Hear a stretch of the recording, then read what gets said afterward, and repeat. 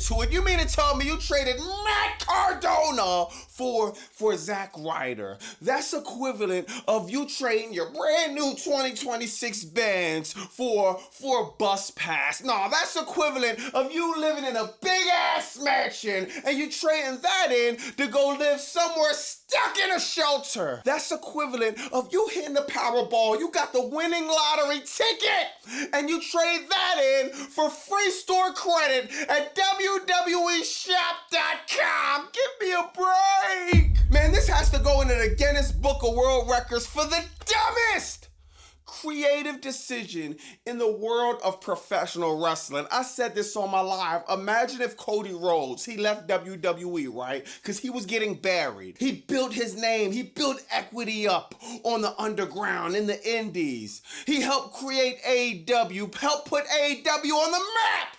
Came back as American Nightmare, Cody Rhodes, WrestleMania 38. Now imagine if WrestleMania 38, Seth Rollins, then he had a mystery partner, and his name is Stardust. Cut the music off. I didn't ask you to play that stupid ass song. My bad, Bobby. Bro, I'm so frustrated because I'm really a fan of what Matt Cardona was doing in the indies, the indie god, putting on GCW the way he did, man. Now he's dealt the deal with the backwards booking from Mr. Paul Levesque, a.k.a. the King of Pops, like Vince Russo said. There he goes, the King of Pops. Always chasing after a cheap pop instead of booking anything creative. Or we could call him the smooth criminal. You know, the guy that's helping TKO raise the ticket prices to high hell, pricing families out. And now with the backwards booking, he done pulled out a new dance move, the moonwalk. Moonwalking all around WWE Creative, doing everything backwards. Hey, Paul Levesque! I pray every day, every single day to the wrestling gods that you moonwalk your ass right out of WWE Creative. We're sick of this crap. Now, Matt, I tried to warn you. I don't know if you seen my live yesterday, but if you signed that new contract with the non-compete clause, man, they're gonna have you on the non-compete forever. You might as well give the name Indie God to somebody else. You're gonna be on the non-compete clause for so long. Black people, we're finally gonna get our reparations. We're finally gonna get the 40 acres and a mule we was promised hundreds of years ago. Brother, if you sign that new non-compete clause, by the time you get off, we're gonna have found a way to literally colonize Mars. Your boy Bobby Monsoon will be on a date with one of the alien BBWs from Mars eating Chick-fil-A. Bro, if you sign that new non-compete contract, what are you, 40, right? You add a zero, you'll be 400 years old before you will ever be able to compete into independence again. And if that wasn't bad enough, we got the depressing news that Crackdown is gonna be 3 hours now. And it's like, oh my God. It's kind of like, all right, putting lipstick on a pig, then you're frustrated it didn't work. So then, instead of getting rid of the pig, you start putting some foundation, some concealer, mascara, maybe a few eyelashes on the pig. Then expect for the pig to not be the stinky, smelly pig called Crackdown. And I call it Crackdown because you gotta be down with smoking crack to think this is a good show. Then you got people hitting me telling me, oh, Bobby Monsoon, this Road Dogg that booked the show. Oh, Road Dogg, I remember him. Oh, you didn't know? Your ass better call somebody else to do your job because you suck. And all jokes aside, if you ask me, Road Dogg needs to be sent to an animal shelter for the rest of his life. All dogs go to heaven except this one. Send this dog straight to hell for the stupid ass booking that's been going on lately. 3-hour SmackDowns are unbearable, and I don't know what we're gonna do, but we're gonna have to figure this out, man. This for my fellas. You know what a 3-hour SmackDown is like? It's like, say you just got with a chick, right? You took her to your bedroom, you took her down. You know you probably wasn't supposed to because she got around in the hood. She probably hit a few of the homies, but it is what it is. It was a drunk night or whatever the case may be, right? Now, say the next morning you go to the bathroom. You're getting that burning sensation, right? Crackdown is nothing but bad news! And nothing good could come out of this crap. My God, man. Oh, screw it. This WWE really thing! Crackdown! Being 3 hours is gonna help TKO get out of $3 billion of What do you think about Zack Ryder? I think it's do. Y'all think that that's fire? Does WWE really think? Have its Crackdown. Being back at 3 hours is gonna help TKO get out of $3 billion of It ain't gonna help him get out of it. The $3 billion of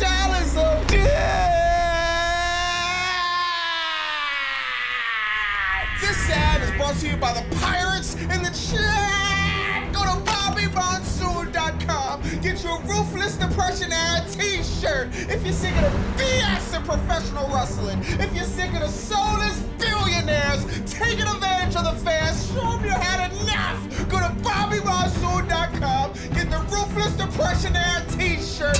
Then, now, and never again. Crackdown started off with Charlotte Flair, Alexa Bliss, Rhea Ripley. Oh my God, this segment sucked so bad. Like I always say, you can hear a mouse literally pissing on cotton. Not a single person gave a shit about this segment. The best part of this segment was Charlotte Flair said, you know what?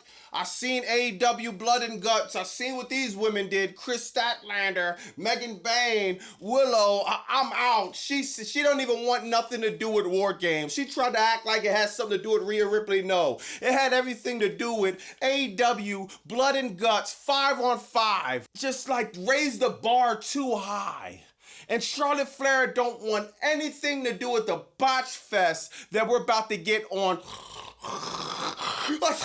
Snort Games. On top of that, they just will not let this storyline go with Rhea Ripley and Io Sky. Everyone that watched me knows I hate this storyline. I literally hate it more than anything on this earth right now. Why are we beating this storyline down to the ground?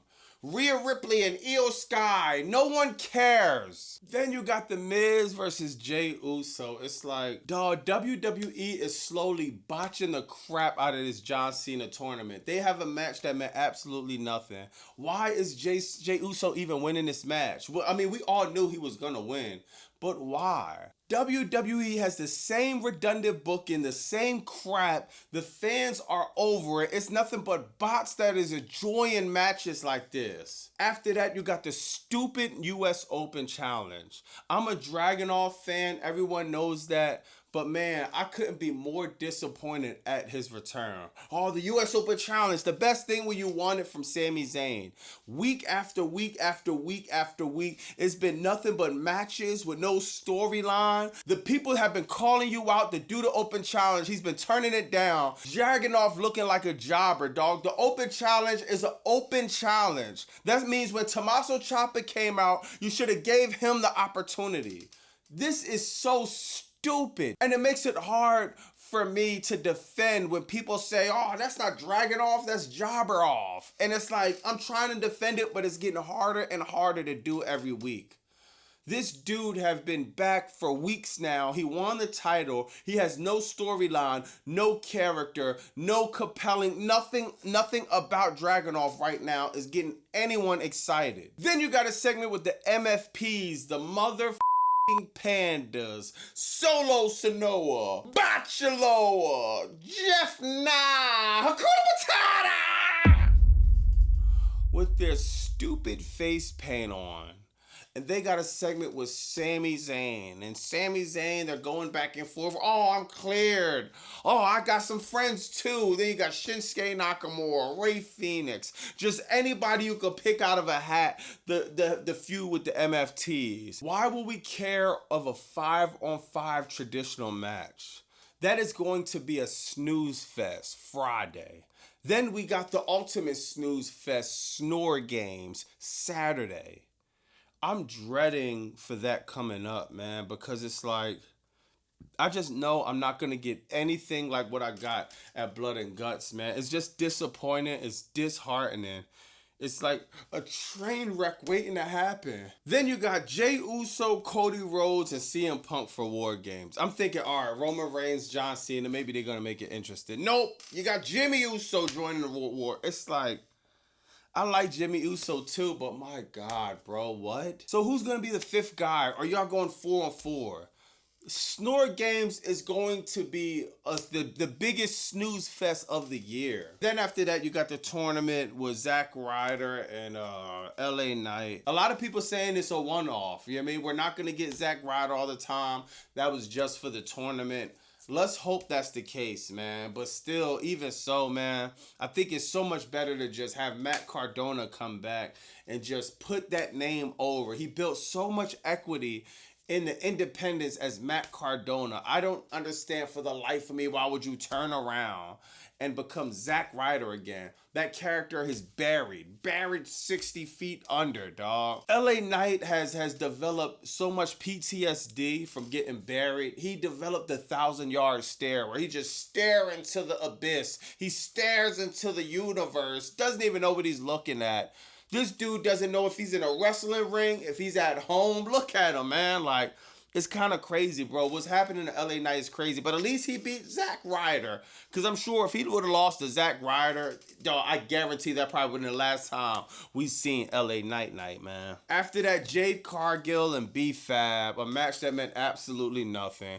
They shouldn't even been beefing. No one knows how B-Fab even gets in the title picture. They barely put her on TV. I like B-Fab too. That's the crazy part. B-Fab is fire. We just never, ever, ever, ever, ever, ever see her in anything compelling. Then Michin and Jade Cargill have a few words. Jade Cargill pushes her on the ground. Michin barely tries to get her lick back. No one in their right mind thinks Michin is going to beat Jade Cargill. WWE Crackdown has a problem of having any competition for Jade Cargill. It's absolutely nobody that could come out and really give any type of Jade Cargill, to give her any type of threat. The roster on SmackDown, Crackdown, is a joke. Then after that, you got, Drew McIntyre joins the Vision. Because you got Nick Aldis. You said you could pick anybody for your team on War Games. So he goes and picks Drew McIntyre. And people saying Drew McIntyre joins the Vision, I think it's just for War Games. So War Games has Logan Paul, Drew McIntyre, Braun Breaker, Bronson Reed. They beat up Jimmy Uso, Jey Uso, and Cody Rhodes. Oh, man, I can't wait for War Games now. Let me know in the comments what y'all think about this. This has been, like, when you talk about blowing somebody high, Monday Night Raw was okay for me. Like I said, I put John Cena over. John Cena in Boston, he won the IC title. That was great. That's all I needed. Then Blood and Guts came on. And that was like, all right, we got a great event from Blood and Guts. And now we got Crackdown and we get 3 hours and woo. This show has completely lost the plot.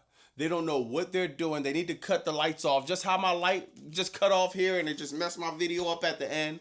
They need to shut the lights off in WWE Creative and recalibrate. Let me know in the comments what you think about that.